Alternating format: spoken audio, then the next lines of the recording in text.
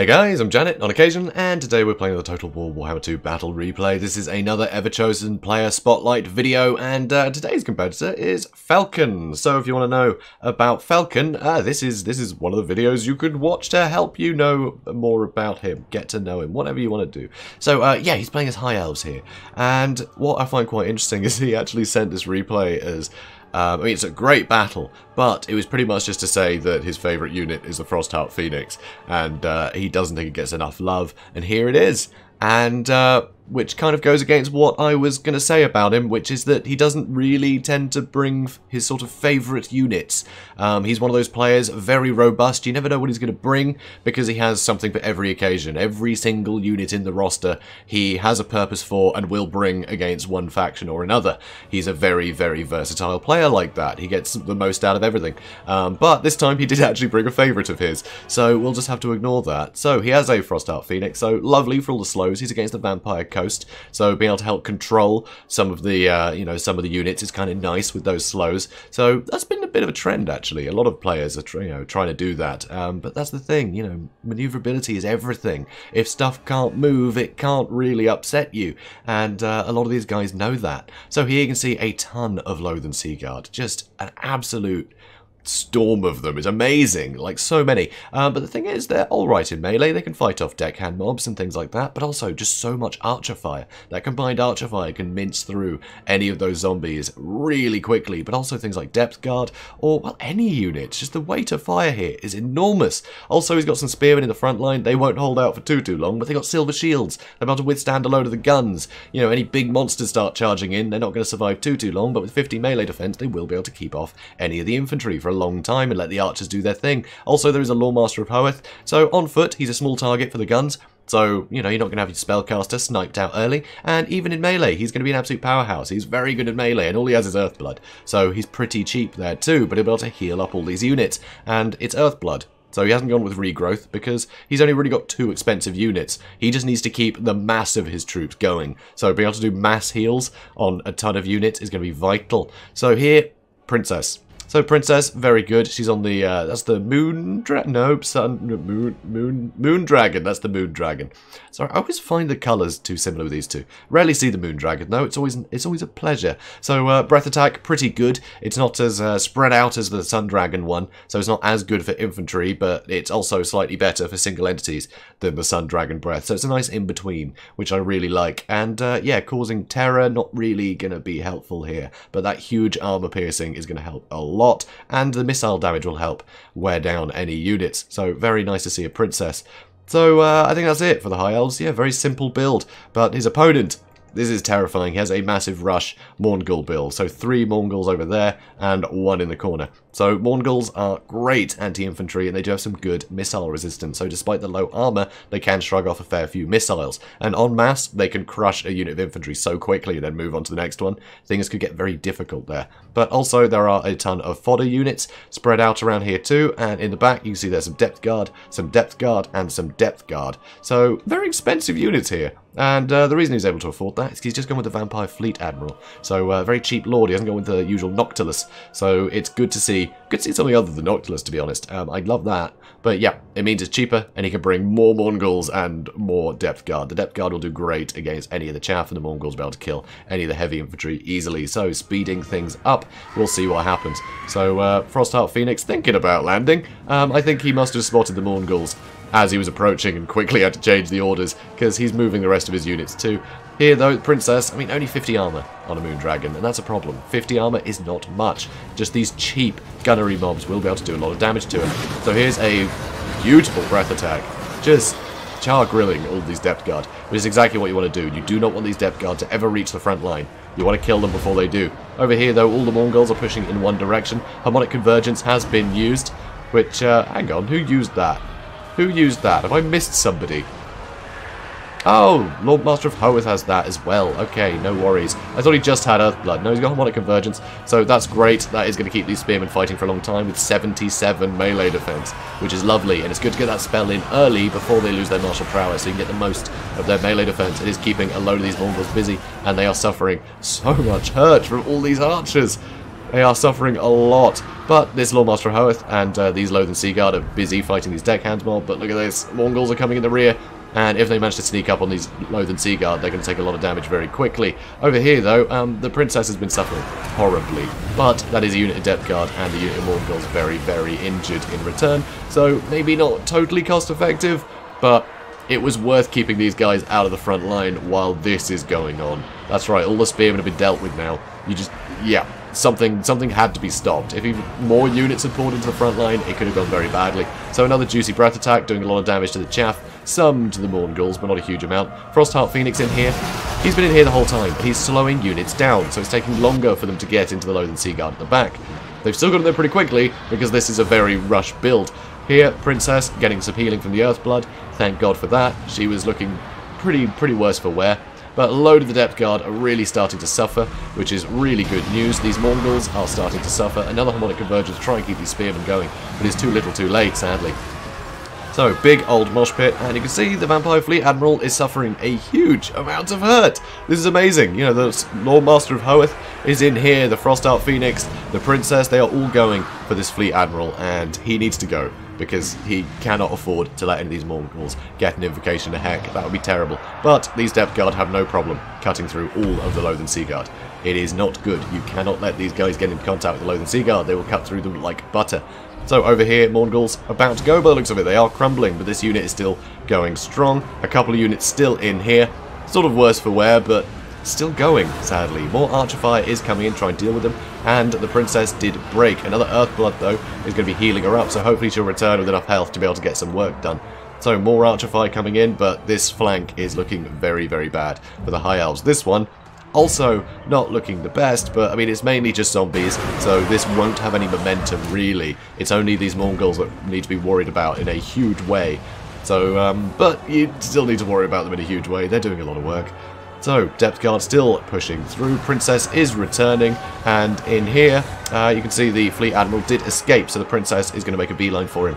If she can get a big hit on the Vampire Fleet Admiral, she might be able to get him to crumble and kill him, which would be huge. That would be a great way to go out for the Princess. And yeah, another big hit. Oh, one more hit could have done it. I think one more hit would have done it. But no, that is the Princess gone, and that will mean some of the elves are going to start routing. But the thing is, the elves do have very high base leadership, so they, you know, they will run away quicker, but it's not like something like the Skaven or the Greenskins, where as soon as the Lord goes, everything's going to run.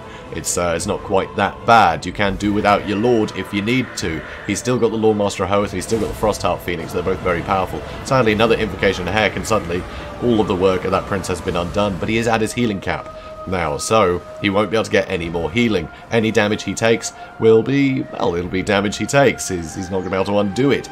Right here, Frostheart Phoenix getting gunned down by a lot of different things. Some Loathen Seaguard and Spearmen trying to stop these gunnery mobs shooting, but they're clearly just on guard mode and have been told to attack the Frostheart Phoenix. So, Mongols still going. These Depth Guards still super healthy, fighting the Lordmaster of Hoeth. That is a problem. And somehow, this Fleet Admiral is still going. It's amazing that he's still going here. It's kind of ridiculous. He's even summoned some more gunnery mobs. This is actually a really nice idea. He summoned these slightly earlier that I missed, but he summoned them literally just to sit and shoot the Princess. She was coming back into the fight, which is a really nice way to get some extra damage into the Princess. She's returning. Just summon more guns. And that's another reason why this guy needs to go. He can't be allowed to do things like that. That's very, very naughty. Here the Mongols are trying to pull out. It looks like they're trying to get in here to support the Lord. But they're taking the time. They're taking the time. But it looks like he might have escaped. You know, these gunnery mobs just charged in, and the Depth Guard were able to pull out of that engagement and get onto the Loathen Seaguard to mop them up quickly. See, 118 kills, I mean 120 now, and that's all elves. And elves are worth quite a lot. It's not good. It's not good. And somehow this Fleet Admiral is still going. 227 health. Unbelievable. This Frostheart Phoenix, though, just taking all this damage like an absolute champ. Pretty superb play. And Loathen Seaguard just being chased by absolute fodder here. And they're all quite slow, so you will see later on he will pull out and just run away and just let them chase. So here, charged in once again, and that was the end of him, wasn't it?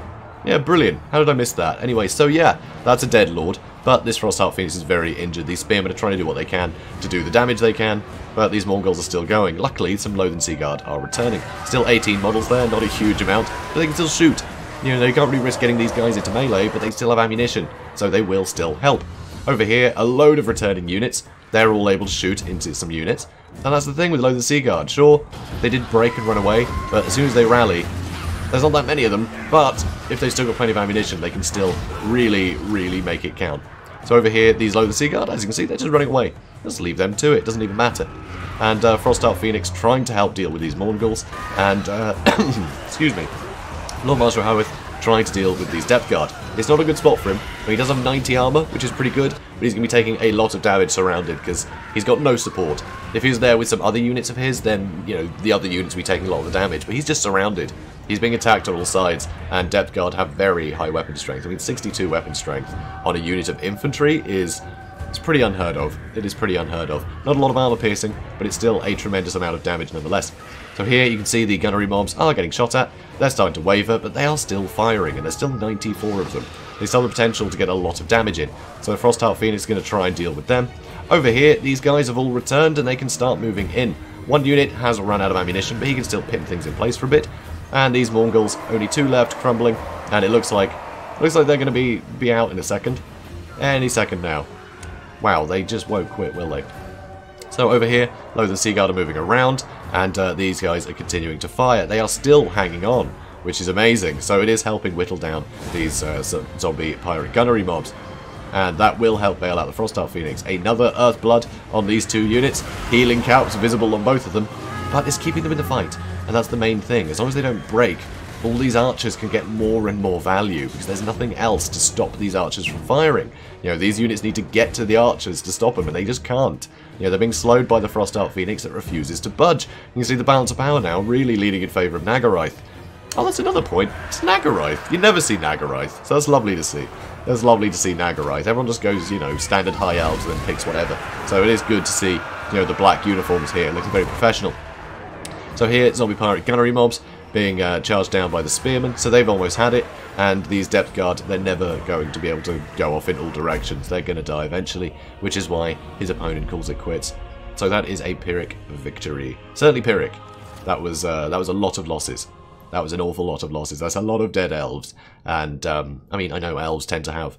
I mean, there's always about as many elves as there are sort of the need in any story they're in, but supposedly they're dying out, so, you know, whatever, plot armor, I guess. But yeah, this was just superb. You can just see, like, Felkon just makes so much use out of every unit. He really works hard for it. The amount of work he put in just to get rid of that fleet admiral, and, you know, even when it meant sort of sacrificing his princess, it was that real do or die thing. He knew that he got the princess, you know, into some great positions, held off a load of very expensive units to keep that front lines, you know, just hanging in there a little longer, let the archers do the work, because he knew that'd be more valuable. And I think that's superb to see. It's really interesting to see that. And she'd paid for herself at that point. Maybe not with the damage she did, but with 130 kills, you kind of think maybe she did. Maybe she did get the value there, you know? It was very well played. Lord Master Howarth, I think, is just a brilliant anchor for this army, but he was never the most sort of... he's never the most dangerous thing on the battlefield. But over time, the amount of healing he got in, I mean, so much stuff was their healing cap. I mean, certainly, you know, him, the princess, and the Frostheart Phoenix, they got the maximum amount of use out of those guys, and that was absolutely vital. It just kept them in the fight for so much longer, and it just helped weather the storm of this just horrible army.